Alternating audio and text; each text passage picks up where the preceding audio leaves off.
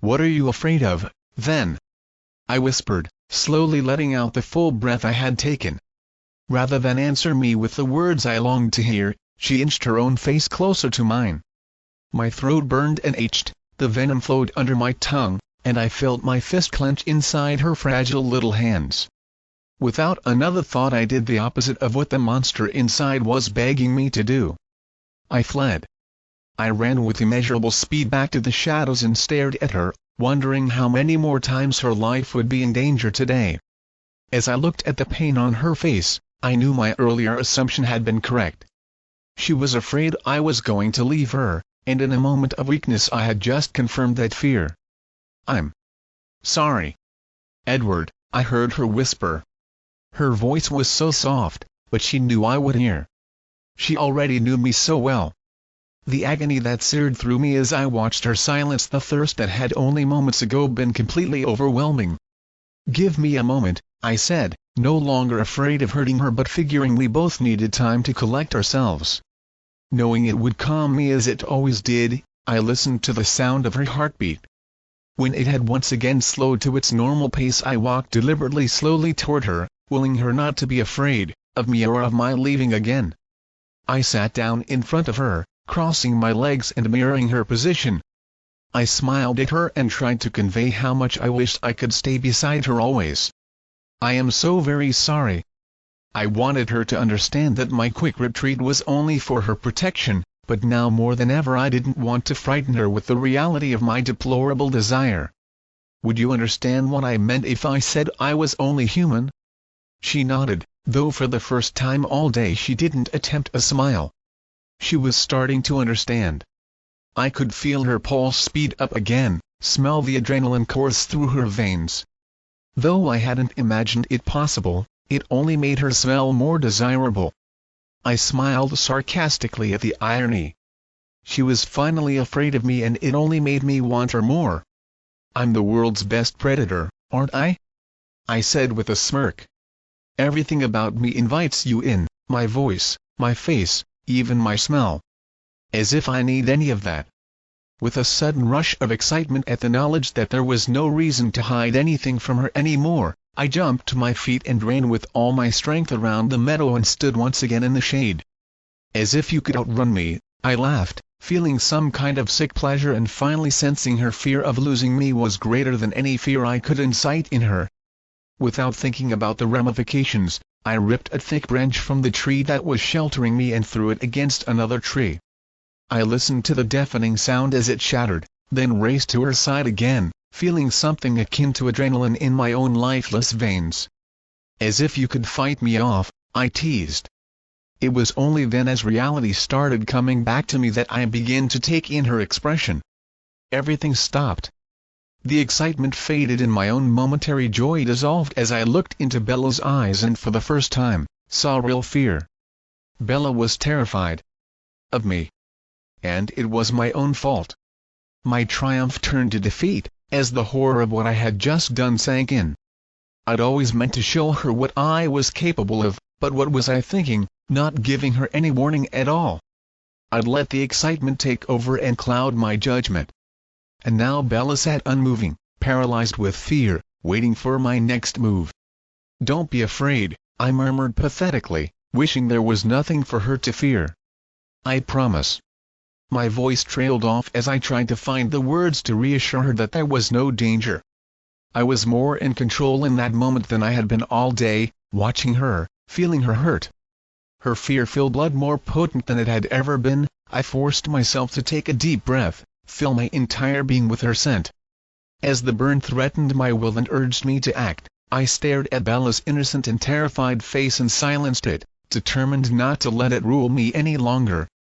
"I swear not to hurt you," I finished, making the vow to Bella and to myself at the same time. With all the conviction of my words filling me with hope, I took another slow step toward her. "Don't be afraid," I repeated, this time with the knowledge that, if she would let me, I would spend my entire existence making sure she never had any reason to be afraid. Seeing her eyes soften slightly, I sat down in front of her once again, so close our knees were almost touching. I wanted to reach out to her but wasn't sure if it was too soon. "Please forgive me," I said sincerely. She seemed puzzled by the formality of my tone, so I decided to lighten things up again, like she was so good at doing. "I can control myself," I smiled. "You caught me off guard. But I'm on my best behavior now." I was expecting a response, and when she didn't so much as blink I grew concerned. Had I already done too much damage to be repaired? Desperate, I made one more attempt at light humor.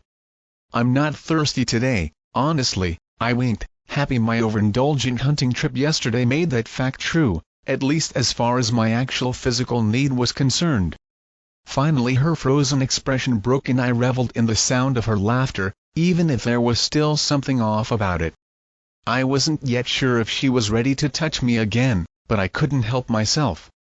I was so worried about her, and all I wanted to do was comfort her, reassure her. "Are you all right?" I asked softly. Then I reached my hand out, careful not to take hers in mine but rather letting it rest gently in her grasp. She needed to be the one in control now. I owed her that much. She took several quiet, shallow breaths as her eyes moved between our hands and my eyes. Finally she went back to tracing my hand with her fingertips, and I sighed, relieved the worst seemed to be over. I smiled warmly at her, trying to get back the feeling we had before my irrational behavior. "So where were we, before I behaved so rudely?" I asked, wishing things could be easier for her. "I honestly can't remember," she answered sheepishly, and the guilt washed over me once again. "I think we were talking about why you were afraid, besides the obvious reason." Of course now I'd given her every reason to be afraid of me. After all that had transpired between us, I didn't deserve anything more than that fear. Yet still, I needed to hear her answer. "Oh, right. Well?" It was ridiculous to hope for it, but I wanted to believe there was still a part of her that wanted me to stay. As the seconds ticked by silently, it seemed less and less likely that her answer would be in my favor. As painful as I knew her next sentence might be, the anxiety of not knowing was getting the best of me. "How easily frustrated I am," I sighed, trying not to upset her. I had to remember, I was letting her control things now. She could take as long as she needed to answer, and I would just have to channel every ounce of patience in me while I waited for her. "I was afraid because, for, well, obvious reasons, I can't stay with you. And I'm afraid that I'd like to stay with you, much more than I should." If my heart could still beat, it would have started racing. It didn't seem possible that she could still want me, but I wasn't capable of dreaming, so this had to be real. She was staring at our hands again, but I wanted her to look up. I needed to look into her eyes, to make sure it wasn't just some facade to make me feel better. After all, she'd proven to me time and again how self-sacrificing she could be. It probably wasn't the best idea, but the only way I could think of to find out if what she was saying was really how she felt, was to mention the possibility of leaving. Although part of me still believed it would be for the best, the thought of being away from her caused me physical pain that rivaled any raging thirst she'd ever made me feel. "Yes," I answered slowly, not quite sure how to phrase it. I didn't want to upset her, or frighten her. But I had to know. "That is something to be afraid of, indeed. Wanting to be with me. That's really not in your best interest." She frowned at me and I felt a glimmer of hope. Carefully, I continued, saying the words that threatened to tear me apart. "I should have left long ago. I should leave now. But I don't know if I can." In a strangely human moment, I held my breath as I waited for her answer.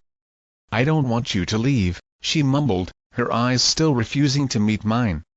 Thrilled and uncomprehending, I offered her a quick assurance, wanting her to understand that leaving wasn't really an option for me anymore. Which is exactly why I should.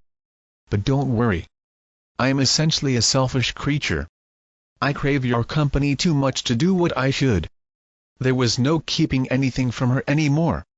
She'd finally started to understand how much I craved her blood, and now I sat beside her, trying to make her understand that there were two kinds of desire I felt for her. "I'm glad," she said sweetly.